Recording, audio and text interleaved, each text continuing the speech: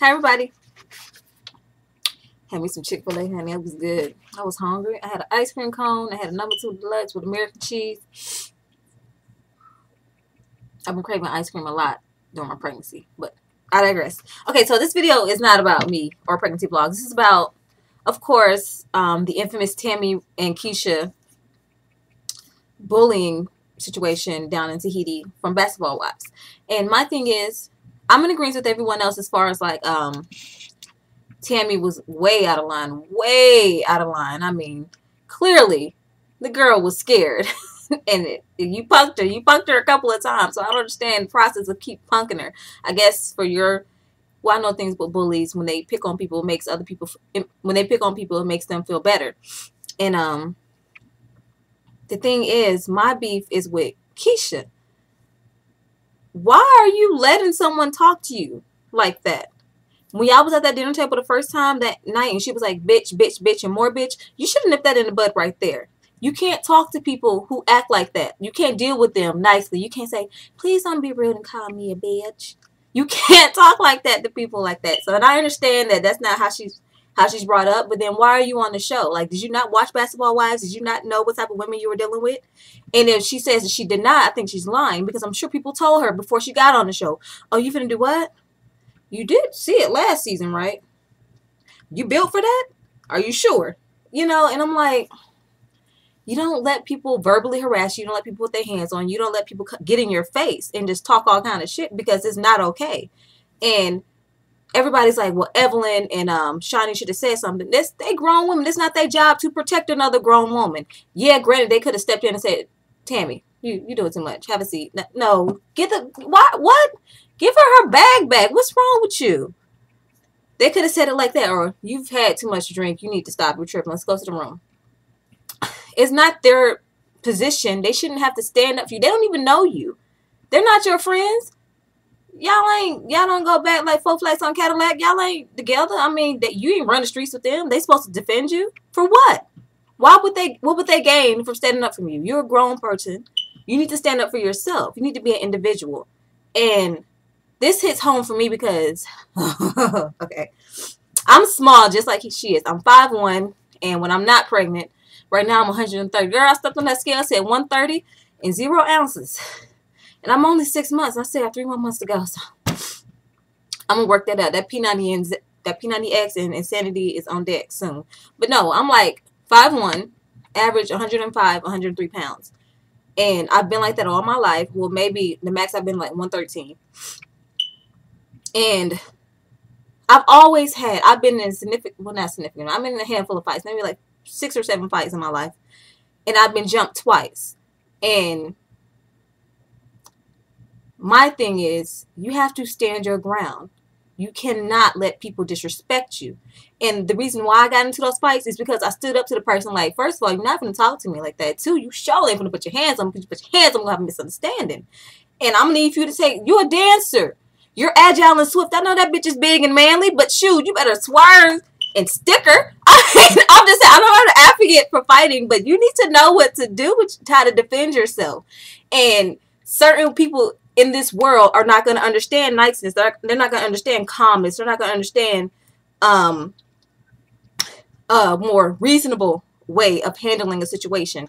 All they know is a fight and cuss, fight and cuss, fight and cuss. And sometimes you got to get down to their level and let them know that you are not about that life of being bullied. Okay? Don't be scared to get that ass whooping. If you get, like I said, I've been jumped twice. And granted, I was a kid. The first time I was like 11 in 6th grade. And then it happened like 6 months later with my supposedly best friend at the time, who I really considered a sister. No, I don't talk to her to this day, but actually the girls who did attempt to jump me, we're friends on Facebook, but I'm doing significantly better than them. Just to put that out there. But I digress. My thing is, the topic of this video, do not let anybody disrespect you. That night she was in your face, you should have cut her off then.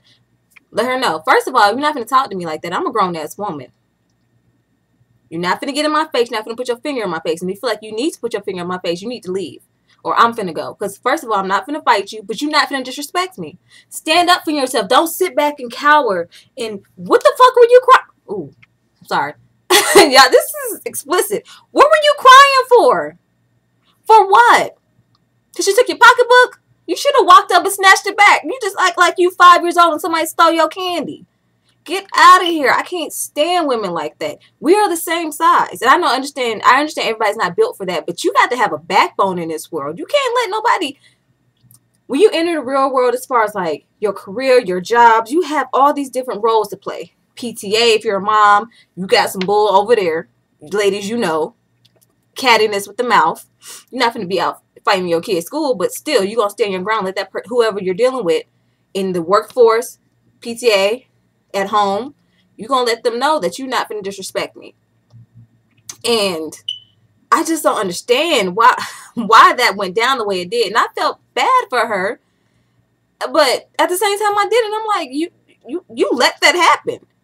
You had every opportunity to stand up for yourself and say, look, you're not going to talk to me like that. Even if you did, you didn't have to walk over and get your purse. You could have said, first of all, you're not going to talk to me like that. Hand my pocketbook. If she didn't hand your pocketbook, okay, well, look, this is what's going to happen. Walk off. Do what you did. Told the security and whatnot. And when she came to your room, knocking on your door, you should have locked your door. You shouldn't even let Shawnee and Evelyn in. For what? Y'all hook stood to the side and watch her basically tear me a new butthole.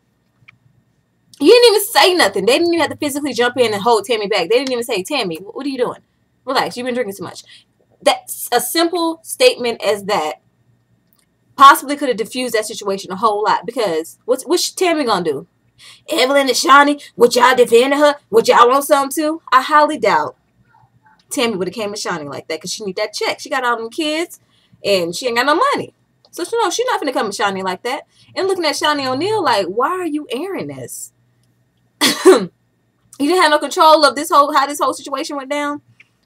This was the meat and the potatoes of this particular season. Like, I don't understand. And Evelyn, girl, I cannot take you. Just no words. We all know what's wrong with Evelyn. She does it for attention. She's not about that life of fighting. She's not going to put her hands on nobody. She quick to throw something though. So yeah, of course she's scared of Evelyn. I mean, Evelyn's scared of Tammy, but I don't understand why Shawnee is. Shawnee has no reason. Shawnee can just wave that, here's your contract. you want to go there? Step to me if you want to. Let me know. You know, and I just don't understand why that happened the way it did. And when she came in her face, like, the only reason I'm not finna hit you, I talked to my 5-year-old son like that. The only reason I didn't pop you upside your head is because of whoop de whoop, blase blase. That lady was grown. Tell me the only reason I didn't hit you is because of how pathetic you look. Why was she even in your room? You didn't lock your door before Evelyn and them came in? I would have locked my door. I would have been in survival mode. Like, clock, clock. Girl, bye. I cannot take this foolishness. But anyways, y'all, I got to go.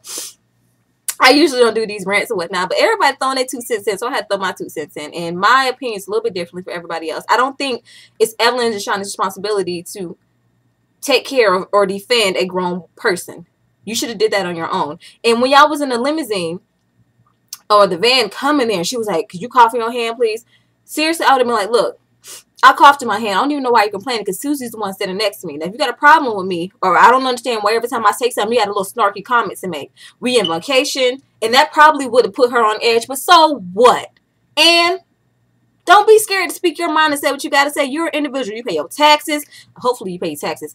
Okay, you pay for your whatever expenses on your trip because I'm sure China didn't cover everything. You deserve the right to have a good time.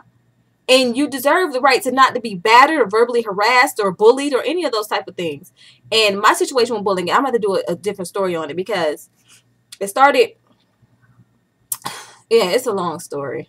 But the thing is, I maintained my confidence. I understand that I am an individual and no one has the right to take that from me. Nobody. And, pregnancy gas, I'm sorry.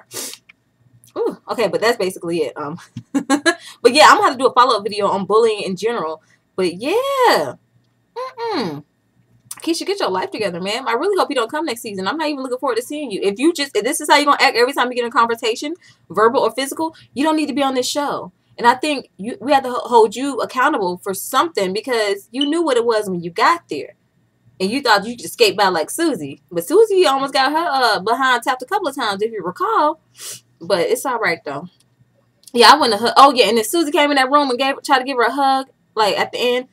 Susie, Shawnee, I'm not in the mood. Okay. I'm tired. I don't feel good. No, don't hug me. Just, okay. Bye. Bye, ladies. Have a good night. And that would have been the end of that situation.